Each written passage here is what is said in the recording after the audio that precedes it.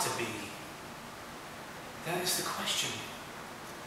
Whether it is nobler in the mind to suffer the slings and arrows of outrageous fortune, or to take arms against a sea of troubles and by opposing end them.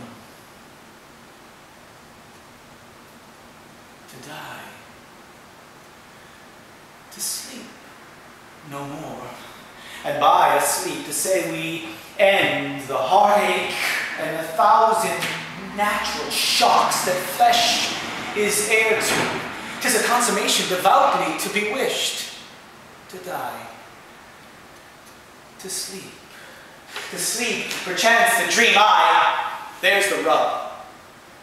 For in that sleep of death, what dreams may come when we have shuffled off this mortal coil must give us pause. There's the respect that makes calamity of so long life. For who would bear the whips and scorns of time, the oppressor's wrong, the proud man's contumely, the pangs of disprized love, the law's delay, the insolence of office, and the spurns that patient merit of the unworthy takes when he himself might his quietus make with a bare bodkin? Who would fardels bear to grunt and sweat under a weary life, but that the dread of something after death, the undiscovered country from whose bourne no traveler returns, puzzles the will, and makes us rather bear those ills we have than fly to others that we know not of. Thus conscience does make cowards of us all, and thus the native hue of resolution is sicklied o'er with the pale cast of thought, and enterprises of great pitch and moment with this regard their currents turn awry and lose the name of action.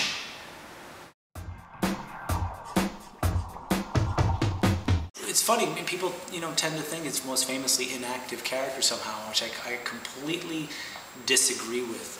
He is the most active character, I would argue, in all of drama. The difference being is that unlike many of the plays of revenge tragedies that came before Hamlet, and the many that came after, and many plays today, he actually thinks about what he does, and he's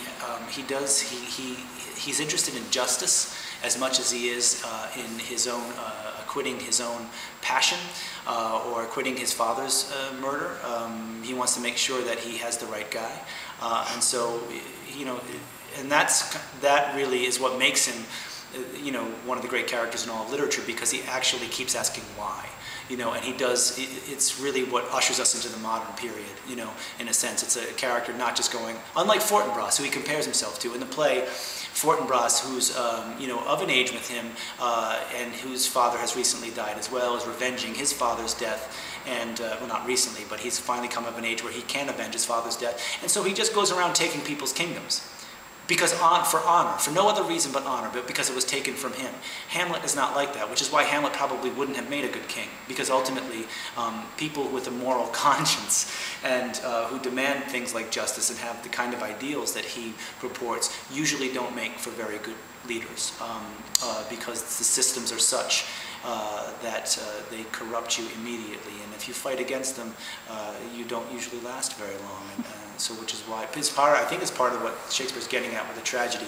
So he doesn't act until he has absolute proof, right? I think that's what happens. As soon as he gets the absolute proof, which is the play within the play, he goes to work. Unfortunately, he kills the wrong guy, and so that upends the entire play and sets it on a new course. The play resonates on many levels. It's a family tragedy. It's a universal, as in a sense, cosmic tragedy, in that it envelops the entire world because of its themes. It's a political tragedy. It's an international one. Countries are involved in war. All of these things happen in the play. At the core, I think what keeps us coming back always to it is the personal. Is we all, kind of the audience, able to identify with Hamlet. I think regardless of gender or age, that we, his problems are ours in a kind of universal cosmic sense, that being, the to be or not to be, which is ultimately asking the question why. It's why am I here? What am I to do while I'm here? What is the meaning of life? All of these kind of big existential questions that he's trying to take a crack at, which we all do, which isolates him. In contemplating these things, we often feel that we're the only people who feel this way. And each of our personal crises are individual, but we all go through them. And I think that's what we see in Hamlet, asking questions of what is the point, especially as a young person. We tend to be more idealistic when we're young because life hasn't yet beat the crap out of us, or it has. And as it starts to, we ask the question, why? What is the point? Because it seems like the systems that order our lives are impossibly corrupt. Denmark's a prison, Pawtucket's a prison, Rhode Island's a prison, our homes are prisons, and we're constantly fighting to gain freedom from them. Obviously it's to kind of extend the metaphor.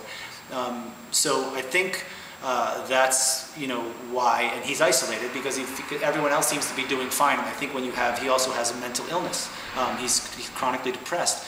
So when you feel that way, as he says in the famous speech in the middle of the play to Rosencrantz and Guildenstern, he knows that the world can be a beautiful place. He sees beauty in the people around him. He sees beauty in nature, and yet he knows that intellectually, but what he feels emotionally is ash. He sees darkness, he sees blackness because he's depressed, and for good reasons. And so that's where the isolation comes in, and yet he tries to fight out of that through this impossible task that he's been given. As he says, the time is out of joint. Oh, cursed spite that ever I was born to set it right. He is not equipped, as no one would be, but he certainly does not regard himself as any kind of superhero.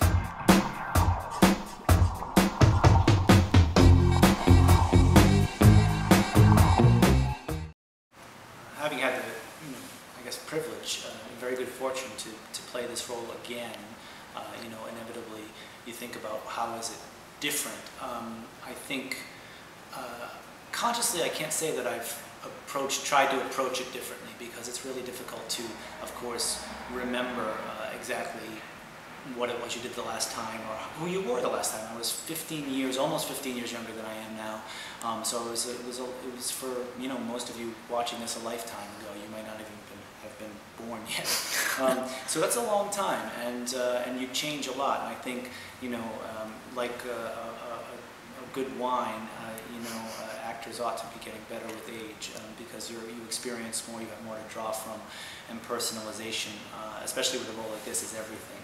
So I think if I had to kind of point out what might the differences be, I think this is a far more lived-in Hamlet. Time accelerates in this play very quickly. So Hamlet seems to age from a grad school age, mid-20s. Then later in the play we find out his actual age, which is 30. The gravedigger ages him for the audience. But he seems to go from this kind of college student to this middle-aged guy in the span of about 3 hours that it takes to do the play. And Shakespeare is playing with time in a very interesting way. The very first scene of the play, the ghost appears to the soldiers. They see him at 1 a.m. and then 5 minutes later the sun is rising. So he's really accelerating time, and I think that's a clue to kind of Hamlet's psychology, and that he grows up in such an intense way.